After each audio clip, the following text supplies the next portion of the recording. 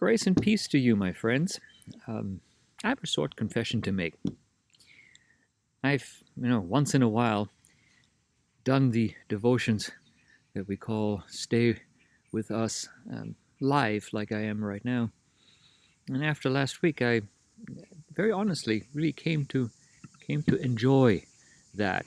So for a little while, you'll probably end up seeing my face a little bit more than you did in the past. As we parted last week, we contemplated being a disciple and being called to be a disciple of Jesus.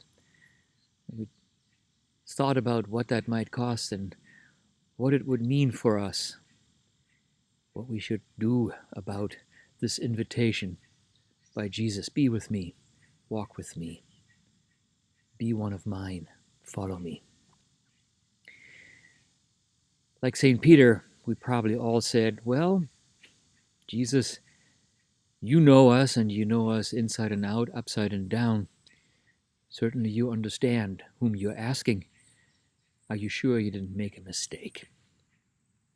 Jesus obviously did not accept that excuse from St. Peter and is probably not going to accept it from us. If we have prayed last week to follow Jesus Christ and be a disciple, then maybe there are some other things we should probably keep in mind at this time. Jesus said to his disciples in the Gospel of Luke in the 6th chapter, "Why do you keep saying that I am your Lord when you refuse to do what I say? Anyone who comes and listens to me obeys me, and he's like someone who dug it deep and built a house on solid rock. And when the flood came, the river rushed against the house. It was built so well that it did not even shake. But anyone who hears what I say and doesn't obey me, that one is like someone whose house is built not on solid rock.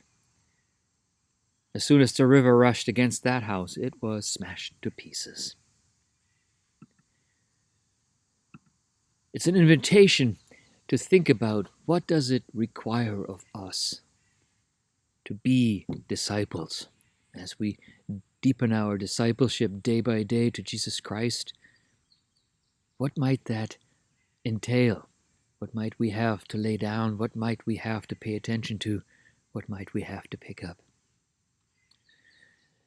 Close to the place that I grew up is an old town that belonged once to what was known as the Hanseatic League, a league of tradespeople who had banded together in, city-states that weren't owned or operated by a duke, but by a senate that kept the city operating well, and all of them were tradesmen and traded with one another.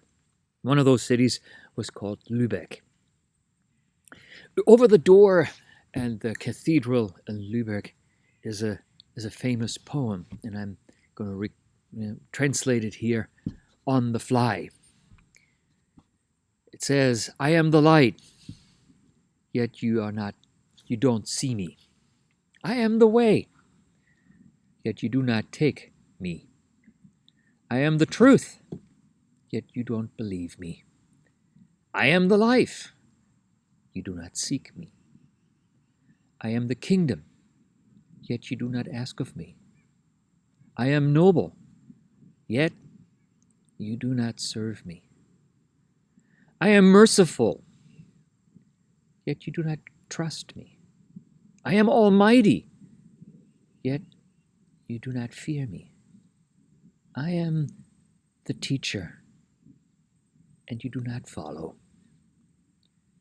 If your life is built on sand, do not blame me."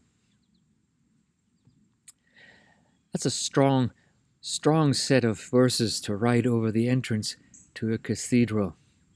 But it is a good reminder. There is a way, a truth, a life. He is the kingdom. He is the Holy One. He is the merciful one, the Almighty One. He is the teacher.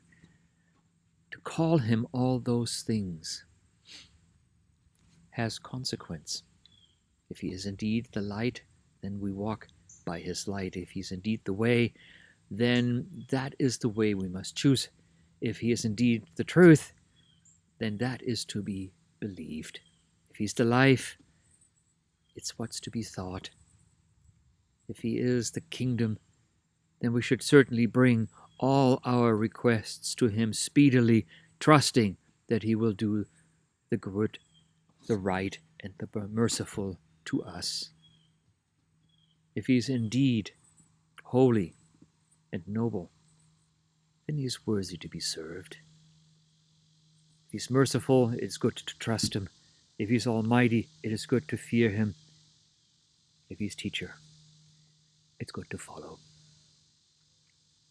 Our heads know this. Even our hearts know it's all true. That unfortunately does not necessarily mean, as I remove a bug from the camera, that does not necessarily mean that as we live day to day, we pay attention to what it means to follow Jesus. But this poem does indeed give us a hint.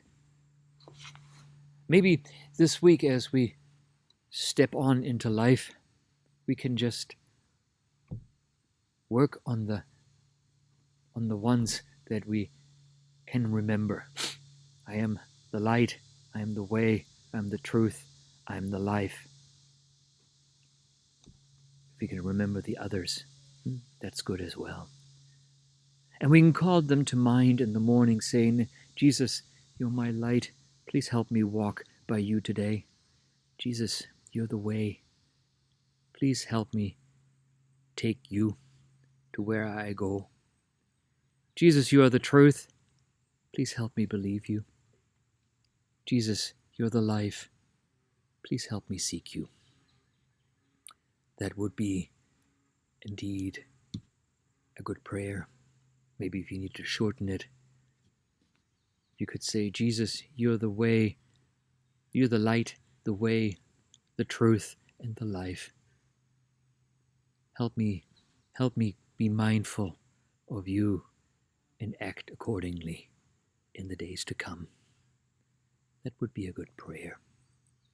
So let us thusly pray and meet again next week to follow Jesus further down the road of this life.